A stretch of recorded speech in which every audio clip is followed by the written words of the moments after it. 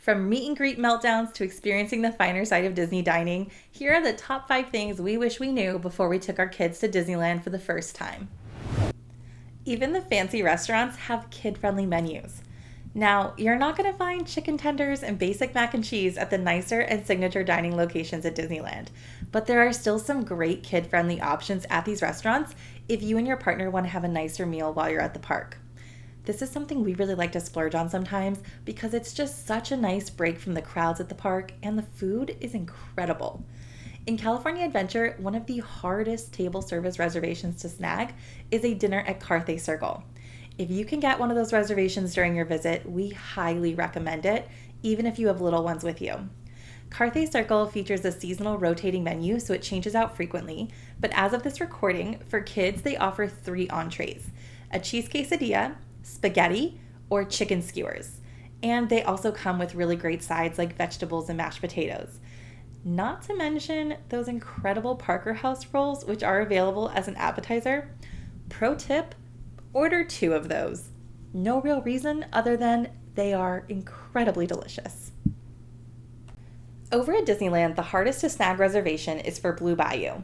Now, I will tell you, this might be controversial, but the food here, it's not really anything to write home about. It's not incredible. It's not nearly as good as Carthay Circle.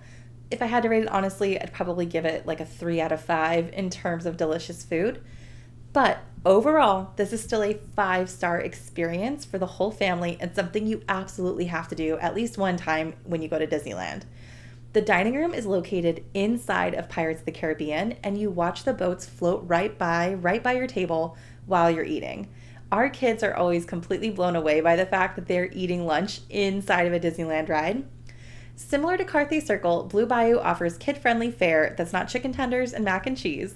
Kids can choose from an entree of roasted chicken, sautéed shrimp, pasta, or a small steak, and they can also choose 2 sides from vegetables, fruit, rice, or mashed potatoes. So do not hesitate to make those reservations if you're lucky enough to see them pop up for either of those restaurants. You can bring your own snacks into the parks. The first time I brought my toddler to Disneyland, I had no idea that you could bring your own snacks. I could have saved myself so much money and frustration. If you have a picky eater like I do, bring some snacks. Just keep in mind that Disney does have a few rules for this. Any food brought into the parks should not be stored in glass containers, should not require heating, reheating, processing, or refrigeration, and should not have any pungent odors. Otherwise, bring whatever snacks you want. We like to bring some Uncrustables and Z-Bars for our kids to have throughout the day. It saves us so much time trying to find a snack that's not just like ice cream or popcorn or a churro. All of those are great, but if you're trying to ward off that hunger, you probably don't want a sugary treat. And of course, waiting in line for those snacks, and it definitely also saves us a lot of money. So bring your own snacks into the parks. You can totally do that as long as you follow all the rules we mentioned before. Okay, we're talking about it. One of the most magical parts of Disneyland can also be one of the most stressful, and that is character meet and greets. It is so important to manage your expectations as a parent when it comes to those meet and greets with characters. Sometimes kids don't react well to meeting characters. It can be kind of difficult when it's a character your kid is obsessed with and you're really excited to see them react to meeting their favorite character in real life. But sometimes our kids are just starstruck and totally overwhelmed by seeing their characters. I mean, on TV, Mickey seems small, but when you see him in real life, his head is almost as big as your whole kid, so it's totally understandable that it's a lot to take in from the perspective of a toddler. Now, every kid's different. Personally, we have one kid who at just 2 years old would run up to any character he saw walking around and give them a big hug, and we have another kid who spent the entire morning talking about meeting Spider-Man, couldn't wait. When the big moment finally came, he didn't want to. You know, it happens.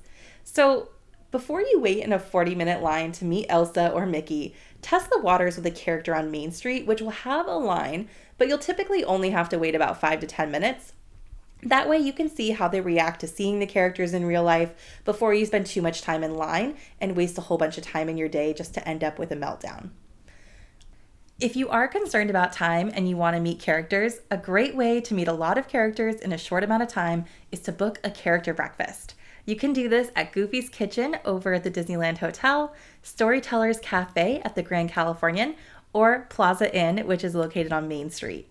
These are all you care to enjoy breakfast buffets in which the characters come to your table, they'll take pictures, sign autographs, and give your kids high fives. And the best part about these all you care to enjoy buffets at Disneyland, kids under 3 actually eat for free. This is such a magical way to start your day and can be really helpful for kids who have a hard time waiting in long lines to meet characters.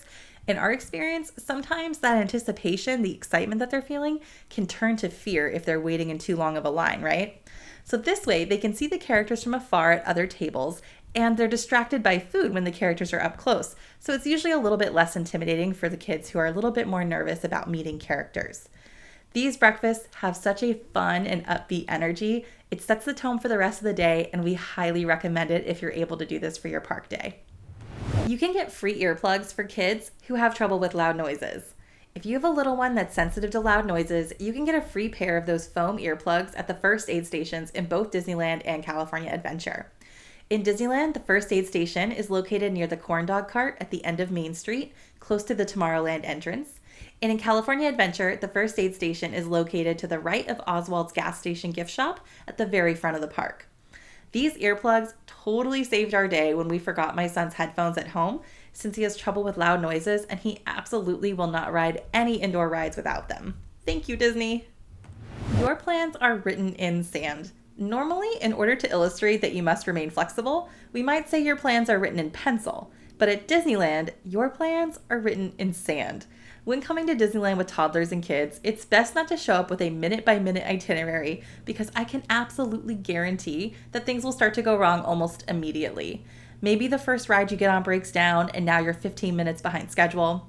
One small hiccup can derail your entire day if you have a detailed itinerary. Maybe you try to cross Main Street at the exact wrong time and you get caught in a bottleneck of traffic behind a parade, which causes you to be late for lunch, which causes you to move your lightning lane reservation, which means you won't be able to park hop and make it in time for the next Disney Junior dance party, and on and on and on. You don't want to spend your entire day rushing from one thing to the next and ending up stressed out all day long. Always remember to stay flexible and roll with the punches.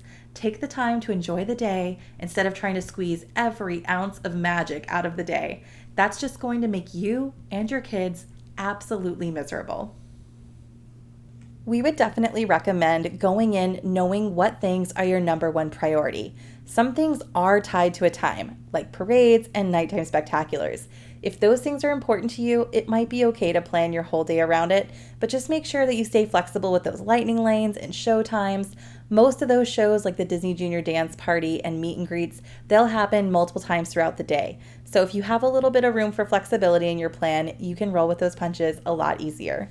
All of these tips have gotten me through many, many Disney days with our little SoCal explorers. If you like this video, please consider subscribing to the channel. We'll see you next time.